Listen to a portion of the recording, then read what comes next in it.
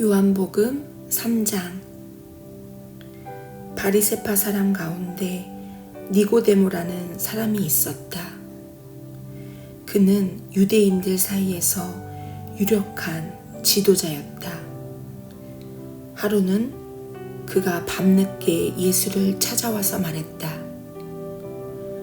라삐님, 우리 모두는 선생님이 하나님께로부터 직접 오신 분이라는 것을 알고 있습니다.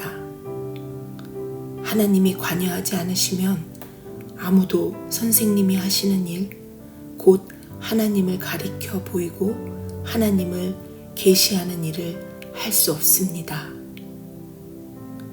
예수께서 말씀하셨다. 내 말이 정말 맞다. 내가 하는 말을 믿어라. 사람이 위로부터 태어나지 않으면 내가 가리키는 하나님 나라를 볼 수 없다. 니고데모가 말했다. 이미 태어나서 다 자란 사람이 어떻게 다시 태어날 수 있겠습니까? 어머니 배에 들어가서 다시 태어날 수는 없습니다. 위로부터 태어난다고 하신 말씀이 도대체 무슨 뜻입니까? 예수께서 말씀하셨다. 너는 귀 기울여 듣지 않는구나. 다시 말해주겠다. 사람은 누구나 근본적인 창조 과정을 거쳐야 한다. 태초에 수면 위를 운행하시던 성령을 통한 창조, 보이는 세계를 움직이는 보이지 않는 세계, 새로운 생명으로 들어가게 이끄는 침례. 이 과정들이 없으면 하나님 나라에 들어갈 수 없다. 아기를 예로 들어 설명하겠다. 태어난 아기는 다만 내가 볼 수 있고 만질 수 있는 몸만 가지고 있을 뿐이다. 그러나 그 몸 안에 형성되는 인격은 내가 절대 볼 수도 없고 만질 수도 없는 것, 성령으로 빚어져 살아있는 영이 되는 것이다. 바로 이러한 과정을 말하는 것이다. 그러니 너는 위로부터 태어나야 한다는 말, 곧 이 세상의 가치로부터 떠나야 한다는 내 말에 놀라지 마라. 너는 바람이 부는 방향을 예측할 수 없다는 것을 잘 알 것이다. 너는 나무 사이를 스치는 바람의 소리는 듣지만 그 바람이 어디서 와서 어디로 가는지는 모른다. 하나님의 바람, 곧 하나님의 영을 힘입어 위로부터 태어난 사람도 다 그와 같다. 니고데모가 물었다. 그 말이 무슨 뜻입니까? 어떻게 그런 일이 일어날 수 있습니까? 예수께서 대답하셨다. 너는 이스라엘의 존경받는 선생이면서 이런 기본적인 것도 모르느냐? 잘 들어라. 진리를 있는 그대로 일러주겠다. 나는 경험으로 아는 것만 말한다. 나는 내 두 눈으로 본 것만 증언한다. 얻어들은 말이나 전해 들은 말은 하나도 없다. 그러나 너는 증거를 직면해서 받아들이기는커녕 이런저런 질문으로 꾸물거리고 있구나. 손바닥 보듯 뻔한 사실을 말해도 내가 믿지 않는데 내가 보지 못하는 하나님의 일을 내가 말해봐야 무슨 소용이 있겠느냐. 하나님 앞에서 내려온 이 곧 인자 밖에는 아무도 하나님 앞으로 올라간 이가 없다. 모세가 광야에서 뱀을 들어 백성에게 보고 믿게 한 것과 마찬가지로 인자도 들려야 한다. 그러면 그를 바라보는 사람, 그를 믿고 기다리는 사람마다 참된 생명, 영원한 생명을 얻게 될 것이다. 하나님께서 이 세상을 얼마나 사랑하셨는지 그분은 하나뿐인 아들을 우리에게 주셨다. 그것은 아무도 멸망하지 않고 그를 믿는 사람은 누구나 온전하고 영원한 생명을 얻게 하시려는 것이다. 하나님께서 고통을 무릅쓰고 자기 아들을 보내신 것은 세상을 정죄하고 손가락질해서 세상이 얼마나 악한지 일러주시려는 것이 아니다. 아들이 온 것은 세상을 구원하고 다시 바로잡으려는 것이다. 누구든지 아들을 신뢰하는 사람은 죄를 용서받지만 아들을 신뢰하지 않는 사람은 이미 오래전에 사형 선고를 받았으면서도 그것을 모르는 사람이다. 하나뿐인 하나님의 아들을 알고도 그가 믿지 않았기 때문이다. 너희가 처한 위기 상황은 이러하다.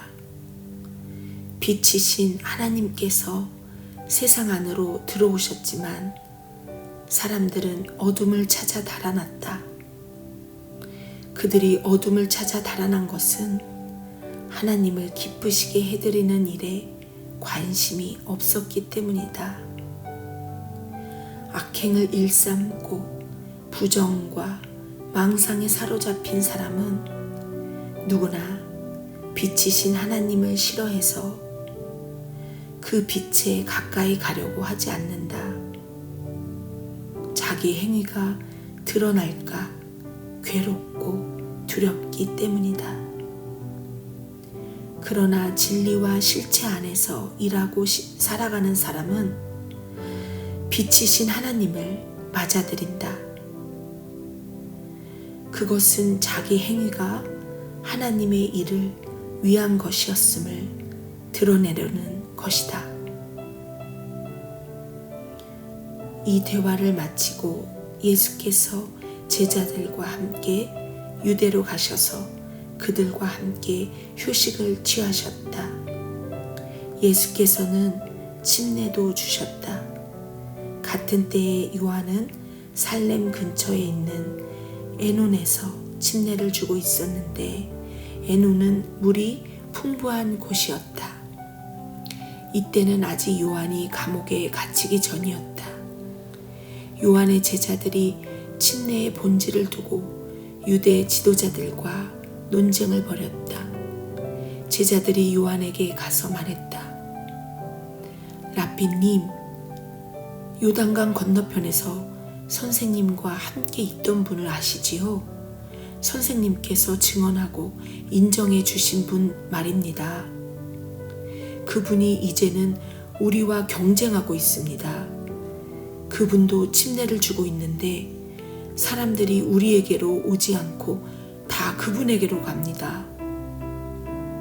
요한이 대답했다. 사람이 하늘의 도움 없이는 성공할 수 없다.